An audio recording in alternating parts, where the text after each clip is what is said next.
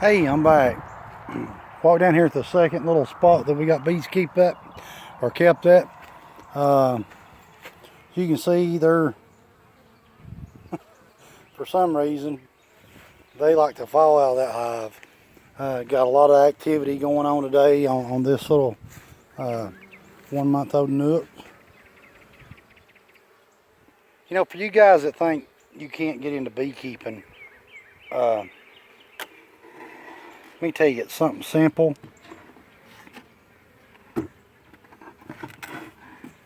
That you can do, but look, I just killed him right now. Look at that. Man, you can't have anything down here without carpenter bees just eating it up. What I'm going to do is I'm going to get into these hives right here and just do a quick inspection. I've quit putting sugar syrup out for them. I have to go get my tripod. I left it up there. But as you can tell, the garden's coming along. Tomato plants are growing good. Squash, okra. Potatoes are doing really well, but as in a previous video, I have had what we call rats on steroid problems with squirrels down here. The problem is nobody squirrel hunts anymore like they used to, and plus I'm next to a 3,000 acre wildlife refuge, and we have chickens, and that draws them in. The chicken feed does, and corn we feed. But so next weekend I'm going to replant corn. For people that don't know, you can plant corn up to July the 4th and come out with a crop. So we're going to get some more corn in the ground and hopefully some squirrel traps and some shell casings. But anyway, give me just a second. Let me go get my tripod. I'm going to pause the video for a second, get it set up, and we'll take a look inside these nucs and see how well they're doing. So until then, just hold tight and I'll be right back. Alright, I'm back. I'm going to show you a little bit of what we got in bloom around here right now. 620 Dirt Rooster and them have something similar to this. They call it tie-tie. I don't really know what this is. I don't think it's a form of that. Maybe. But this is the bush that all southern children learned to hate when we were growing up. This is what we refer to as a hickory switch. Hated them. Plus we got wild cherries, we got plenty of honeysuckles. Flowers are just coming into bloom. Mimosa trees are fixing to start. They're gathering up their leaves. But, you know, there's not a lot of foliage in bloom right now. Blackberries, you got some wildflowers. Your fruit trees are already bloomed and done passed. Luckily for me, I live in a farming community, and there's several gardens going out right now in this area. And then I have up over those trees, over our property line, which is about an acre that way, there is a massive canola field and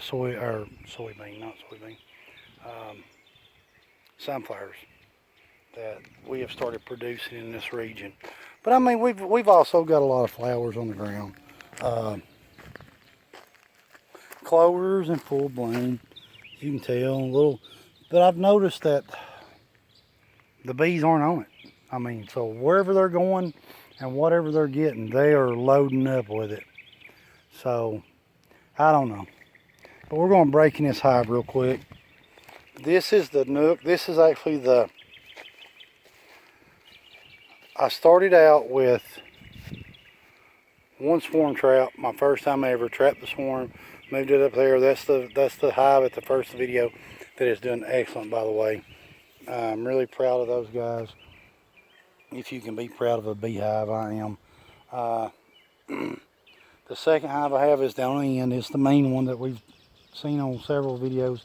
And I think their numbers are improving. This was the third nuc that I bought from Barnyard Bees. No, sorry, this was the 4th edition. And the one with the deep and the medium on it was the first nuc that I brought home from a gentleman down and around the Atlanta metro area by the name of Steve. And this nuc came from Barnyard Bees up in Chatsworth, Georgia.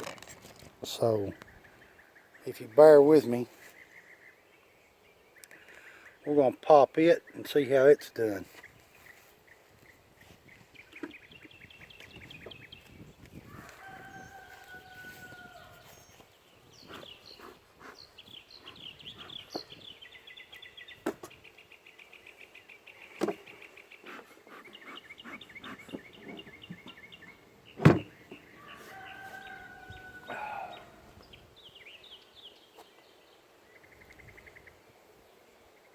And you watch Tim Durham's videos and he tells you to smoke them and let them set for a minute.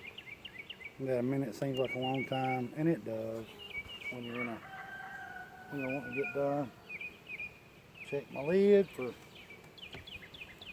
hive beetles.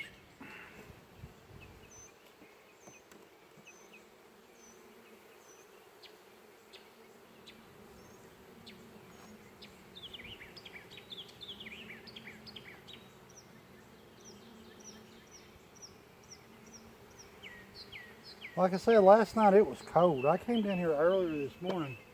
We planned on doing that cutout, and there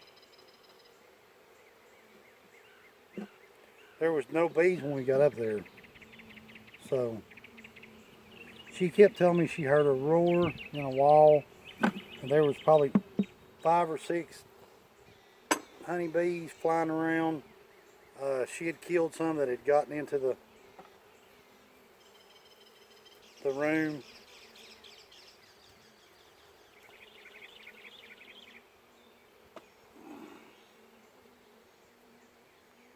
And they had problems prior with honeybees, according to her. That's a big fat drone right there, boy. Well, you got some of that J-Lo booty. But went up there and I cut it in, and it was a house that was built in the 70s, paneling, clapboard. And we looked and looked and looked, and I never did see a bunch of bees coming in and out of the area. So I told them the best thing to do was give it a couple days, see if they still heard it. I couldn't hear it when I was there. Got a good laying pattern, but boy, they built some freaky comb. Again, this hive came from David up at Barnyard Bees. If you're interested in purchasing some nucs or hives, or just want to meet a good guy, you can look him up on YouTube. Barnyard Bees is his channel. Damn, I keep forgetting about that column. Not being glued in. She got good drones on. Cat brood. They're drawing it good though.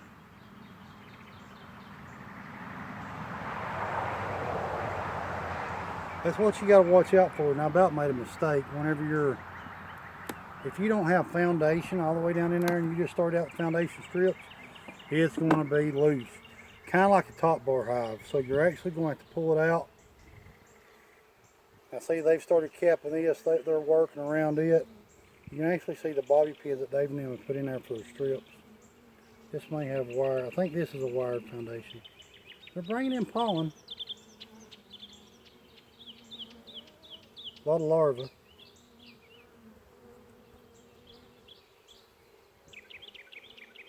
Good laying queen so far.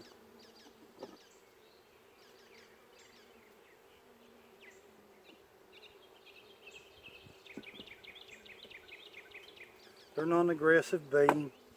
And here's the thing about that, and I might step on some people's toes. I may. This is my first year of doing this by myself, and I'm gonna stress that out, okay? My first year doing this by myself. My father's usually done it, my grandfather has, and I was standing by. I mean, I'm not gonna lie and say, yeah, I was in the midst of it. I wasn't. When I moved my swarm that I had trapped over to an 8-box, or yeah, that was 8-frame Langstroth, I was suited up full bee protection, okay, because I did not know what to expect by listening to other beekeepers, okay?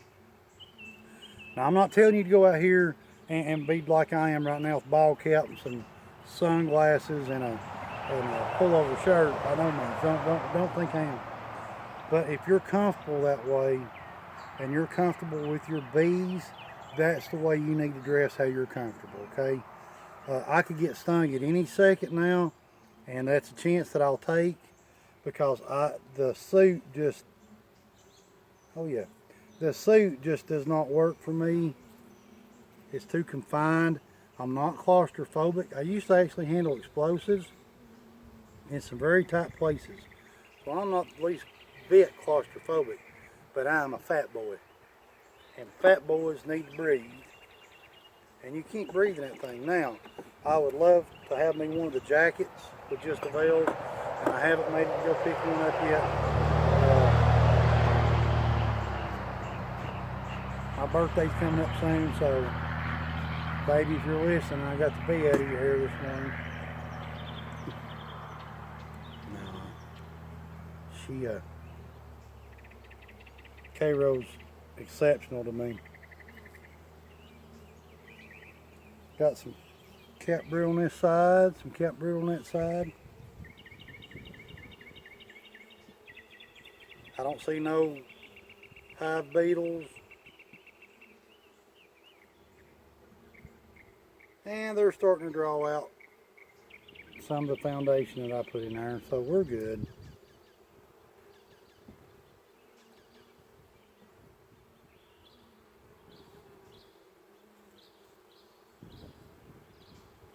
We're going to slide this over.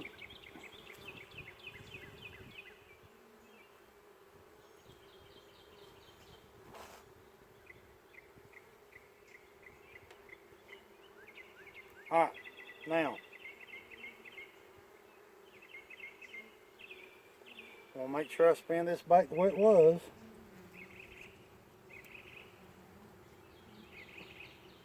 I'm going to slide that jewel right down in there. Okay.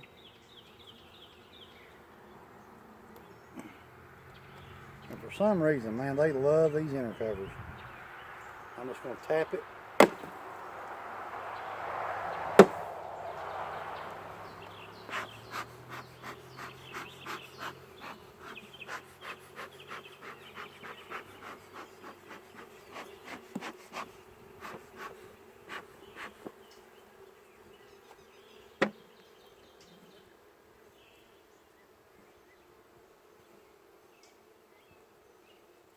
And they're flying around. Oh, getting back to what I was saying. I lose track like that sometimes. You're going to get these people that tell you, hey man, I got gentle bees, I got this, and yeah, you just see me walk into a hive, two hives, one wild, one bought. You know, one that was caught a feral trap or a feral swarm, and then this is a put together nut. Now both bees acted the same, so every hive has its different personality. But if you go in here and you start making quick gung-ho moves and you're jerking frames around, like some videos I see on YouTube where people just slinging frames, you're going to get stung, you know. And I'm not going to say you don't deserve to get stung. Smoke is about out. I don't need much more. Alright. Let's move down to this. They're up there fanning away.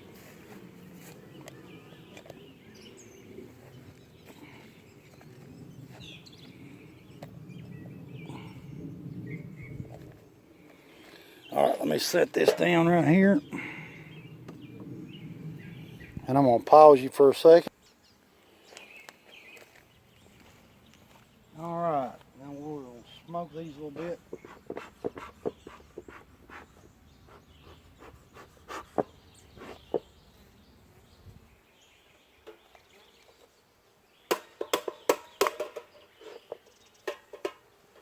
I'm about out.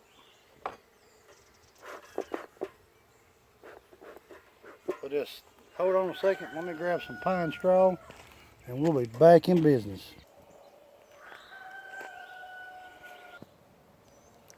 All right, I'm back. Sorry about that. I'm gonna pop some smoke in here. This is a pretty good hive right here.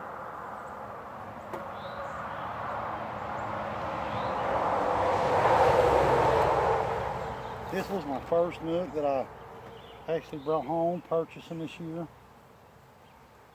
It seems to be a pretty gentle bee. They're small bees.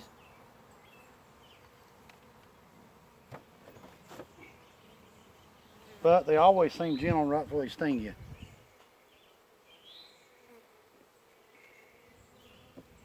And this right here is an older box. This was the used box that I bought. I'm going to check it real quick, see if there's any hive beetles or anything like that I need to be worried about. And I don't see any. Lay it on my cover. Alright. Now here's something that I've done with this hive that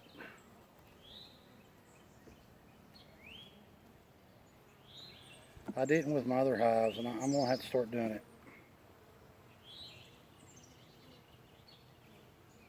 And they're building up good on it, on the inside. So.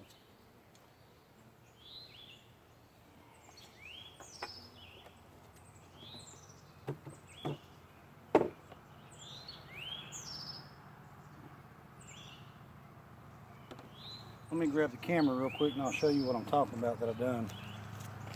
Then I'll have to put it back in the tripod, okay? I actually wrote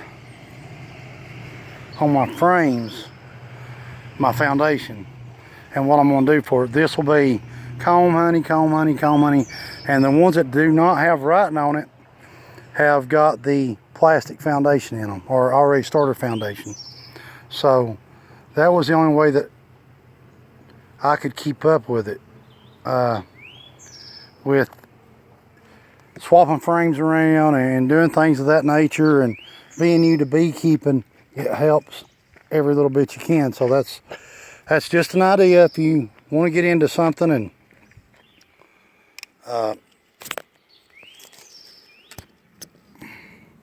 want to be able to keep up with your hive, what you got in there. I just took a Sharpie and wrote on it. And on one of the hives, I've actually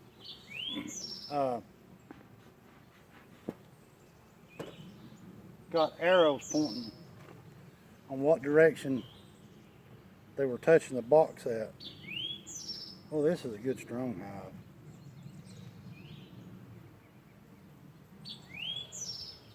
Oh yeah. Looking good.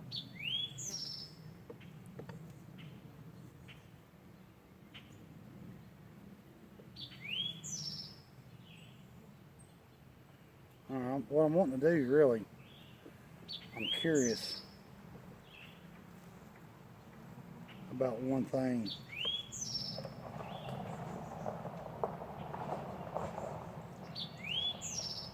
I'm wanting to see how fast they're building comb.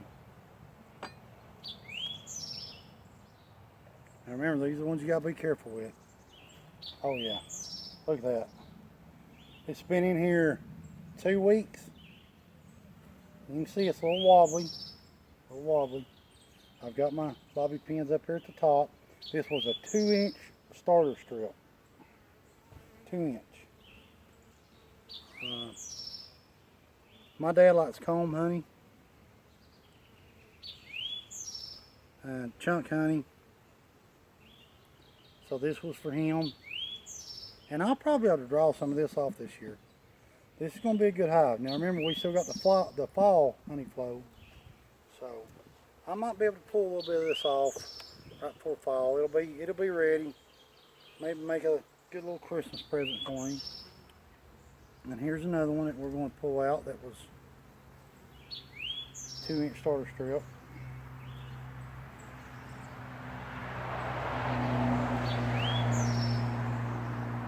So yeah, we're doing good. It's been excellent. So I'm not going to interfere with them much. I'm going to slide it back over. I just want to check. Well, that right there is heavy. I just want to check in on them and make sure that they were going good.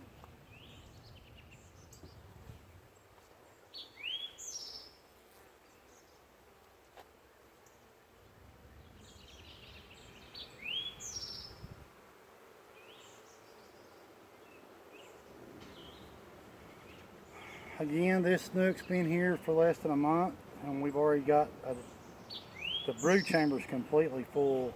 I put the super on. I didn't put a queen excluder on it.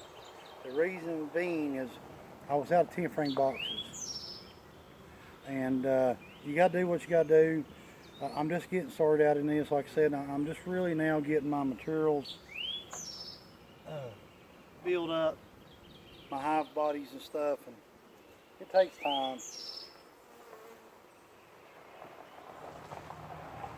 A lot of people in this area, whenever they go into honeybees, they do it for honey production,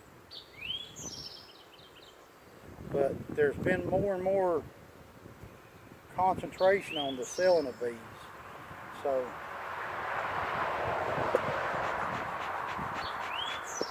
come on guys, get off there. I'll put the top on it. I want to do both. I want honey for consumption, pretty much for my family, my dad and uncles and stuff, but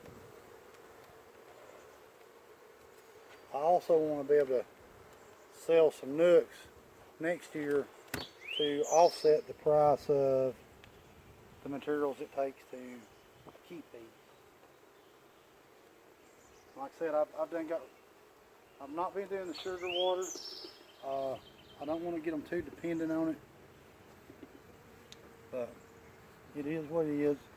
We got a good system around here of farms, so I'm hoping that I won't have to do a lot of feeding this year. And I'm going to remove this for a second.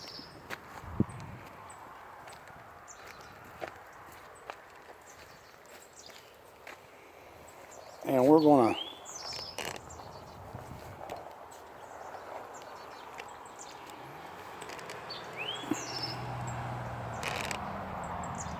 get into the demon hive.